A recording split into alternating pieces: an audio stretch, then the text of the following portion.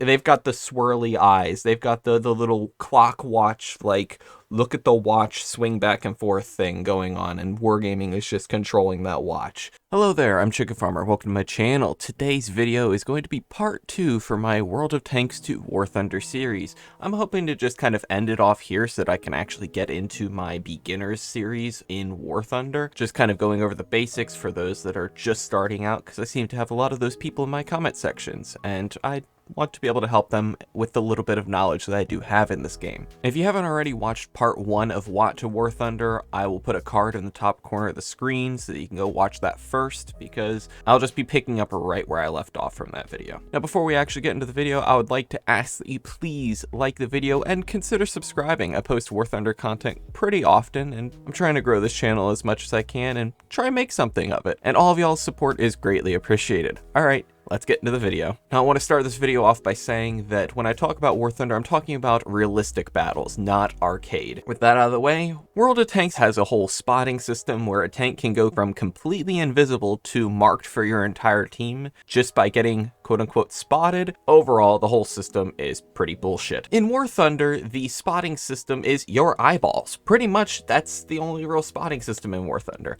Now, I will say that enemy tanks can just disappear out of thin air, even in front of your own eyes, even not that far away.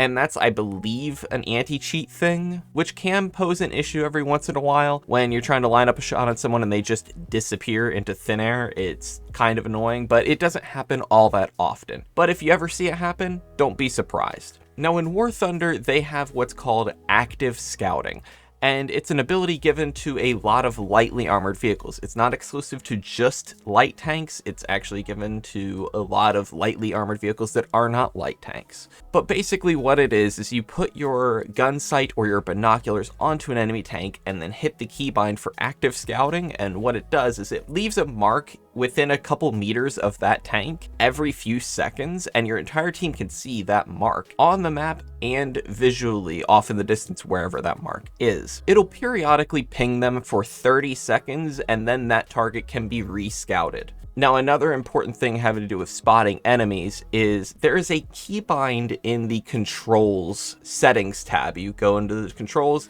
you type in the search bar squad, and you should see a keybind come up that says set target for squad. Make sure you set this keybind to something that you can easily access. I have it personally on middle mouse button.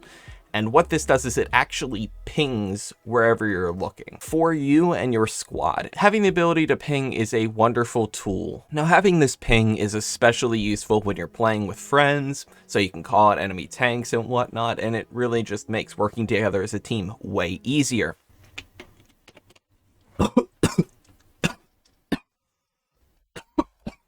Oh, that's the wrong pipe.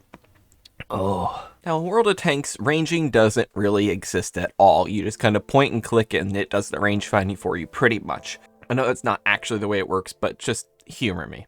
I'll get into more details about the whole range finding and figuring that stuff out in my beginner series, but for now I'll just simply say you have to figure out your own bullet drop, whereas in World of Tanks, it just kind of does it for you. Also, if you are a camper in World of Tanks, then War Thunder is an absolute godsend. World of Tanks, the whole game design is not really meant to be played extremely slow, and it's really supposed to be fast-paced more than anything, but recently I've seen over time, the game becomes more and more plagued with slower and slower players, and that's led to a lot of problems in the game if we're being completely honest. But in War Thunder, playing slow or camping really is not really seen as a negative thing. Especially if you're like defending a point, it really isn't seen as a negative thing, and War Thunder really should be played very slowly. But that's a massive thing I would highly recommend, especially those of y'all that are making the transition that are run and gunners like I am in World of Tanks. Slow down,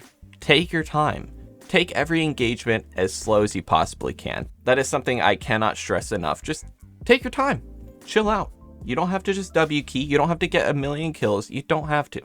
Just take your time, work the points, and just take out one enemy at a time. It's simple. Now, in World of Tanks, each battle you get 1 life, and that is it. Now, there are other game modes, but in random battles, you just get 1 life and you're out. And also, if you're playing a specific tank, you can only research the next tank up in its own branch. Whereas in War Thunder, all of your ground vehicle XP goes into whatever singular vehicle you are researching. So you can be using a tank from a completely different branch in the same tech tree, and all that research from playing that vehicle will go into the one you're actually researching. So you are not forced to play one specific tank to grind the next vehicle. Now, it is recommended to play the vehicle before the one you are researching because you get a little extra bonus research by playing that vehicle. In particular, there are some limits on the research of certain vehicles with others, but I will get into that again in the beginner series. But in this video, I do just want to point out that grinding in War Thunder is a lot less monotonous than it is in World of Tanks, because in World of Tanks, you have to play the same tank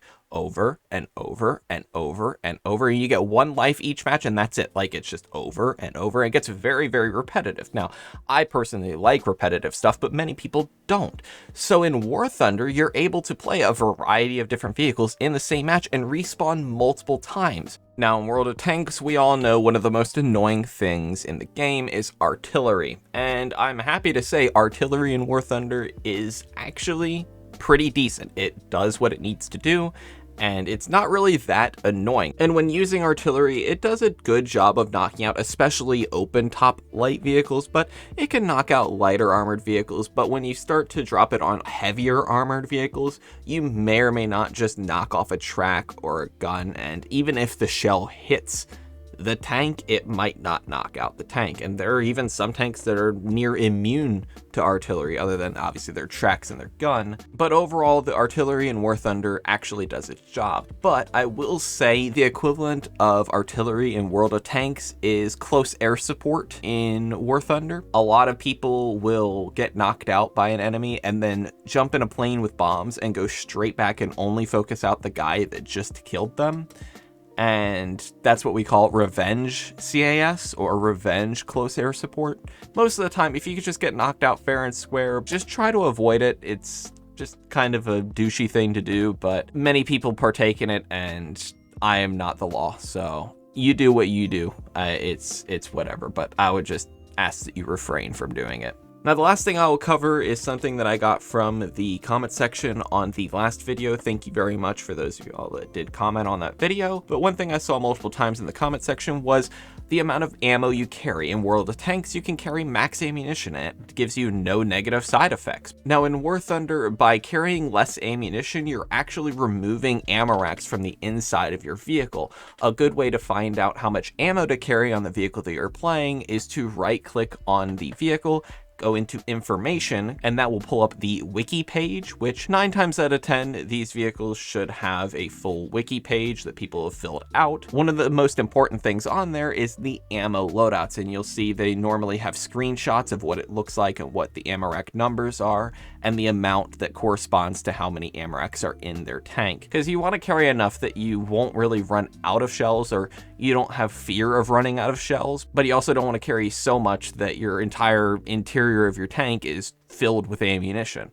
You don't want to be a rolling ammo box. You got to find that delicate balance that works for you. Now, that's pretty much the video. I don't really want this video to be necessarily saying that one game is better than the other, although objectively speaking, War Thunder is just better. Those of you guys that disagree with that have been brainwashed by wargaming, and that's something that pretty much the entirety of the residual player base currently are just completely brainwashed. Every time I see any of them even open their mouth, it's just clearly, they've got the swirly eyes, they've got the little clock watch, like, look at the watch swing back and forth thing going on, and wargaming is just controlling that watch.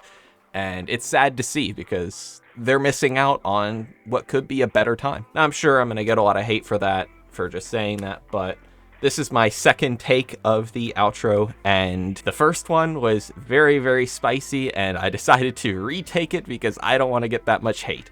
So that's the video. If you haven't already, please like and subscribe. Helps me out a ton, and yeah, have a chill day.